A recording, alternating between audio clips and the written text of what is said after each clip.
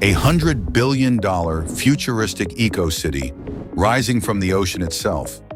4 artificial islands stretching across the Johor Strait, designed for 700,000 residents, wrapped in vertical gardens, powered by artificial intelligence, and marketed to the world's elite as the future of urban living.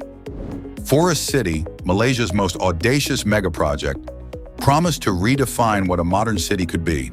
However, just a decade after construction began, the vision has given way to something no one predicted. Buildings that cost billions stand dark and empty. Luxury showrooms are abandoned. The streets, built for hundreds of thousands, are almost completely silent. What went wrong? How did one of Asia's most heavily funded megaprojects fail to attract even a fraction of its intended population? And what does this extraordinary collapse reveal about the fragile future of speculative city building worldwide? In this video, we'll take you deep into the story of Forest City, from the ambitious dream that captured global imagination to the forces that brought it to its knees. The $100 billion dream. To understand how we got here, we have to go back to 2014. The Chinese real estate sector was booming, developers were swimming in cash, and Country Garden, one of China's largest property developers, decided to build something unprecedented. They chose the absolute southern tip of Malaysia, right on the Johor Strait, just a stone's throw away from ultra-wealthy Singapore. The plan was mind-bogglingly ambitious. They would reclaim thousands of acres of land from the ocean to build 4 massive artificial islands. This wasn't just a housing development, it was a self-sustaining eco-city, a car-free paradise where traffic would flow underground, while the surface belonged to pedestrians, parks, and buildings completely covered in living plants.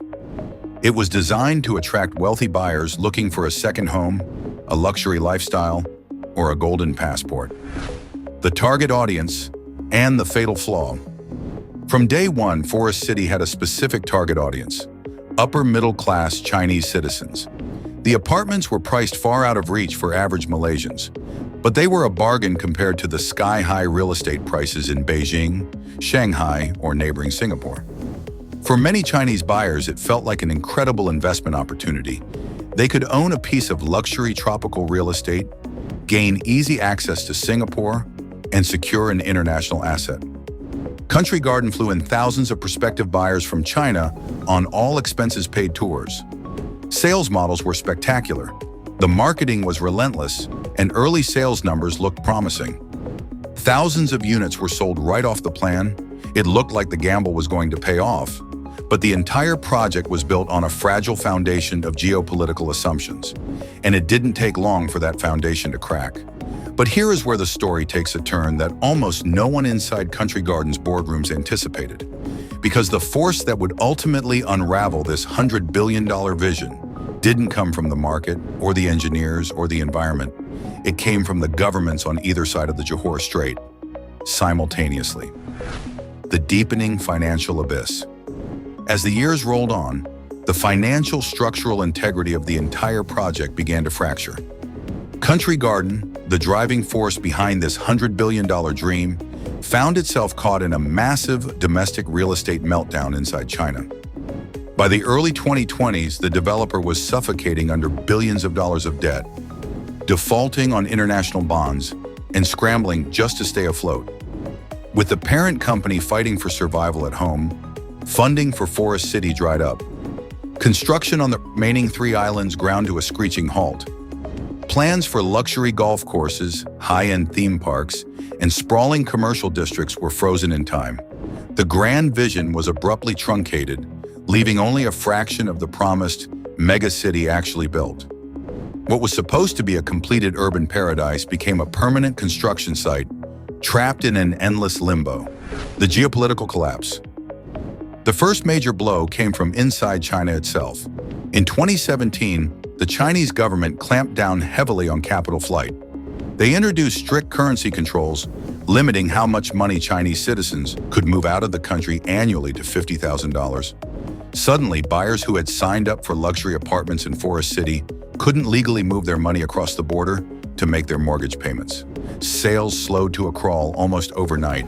Then came the second blow: local Malaysian politics. In 2018, Malaysia elected a new government led by Mahathir Mohamad. He fiercely criticized the project, arguing that it was built exclusively for foreigners and threatened local sovereignty. He famously declared that Forest City could not be sold to foreigners and that visas would not be handed out to overseas buyers. Even though the policy was later softened, the damage was done. The target market was completely cut off, investor confidence completely evaporated, and the global pandemic in 2020 put the final nail in the coffin. So what remained of the $100 billion vision? The answer is something far more unsettling than a failed investment. It is an entire city, built, furnished, and technically functional, waiting for a population that never came. Walking through a modern ghost town today, Forest City is a surreal monument to overexpansion. Out of the planned 700,000 residents, only a few thousand people actually live here. Most of them are renters, digital nomads, or skeleton staff who enjoy the absolute isolation and cheap rent. Entire blocks of towering skyscrapers sit completely dark at night. The maintenance of a city built on reclaimed ocean land is an ongoing nightmare. Without a massive tax base from hundreds of thousands of residents, keeping up with the aggressive tropical nature is almost impossible.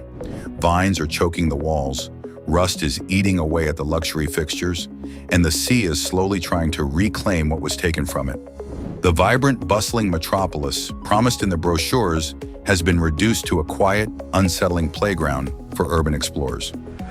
The ghostly reality for the few left behind.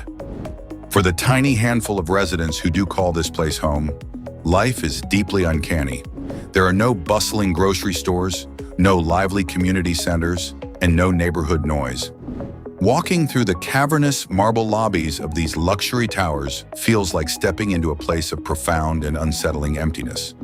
The silence is deafening. Security guards outnumber the residents in many sectors, patrolling empty corridors and pristine, unused parks. The retail spaces that were meant to house high-end global brands are either completely empty or occupied by makeshift duty-free shops selling cheap alcohol and cigarettes to the occasional weekend tourist. It is an environment of profound isolation where the grandeur of the architecture only amplifies the utter lack of human life. The real estate warning Forest City stands as a stark warning of what happens when speculative real estate building completely detaches from local reality. It was an incredible engineering feat, but it failed to account for changing laws, shifting politics, and the simple fact that a city needs a community to survive, not just concrete and investors. It is a $100 billion reminder that you can build the most futuristic city in the world, but you can't buy a soul for it.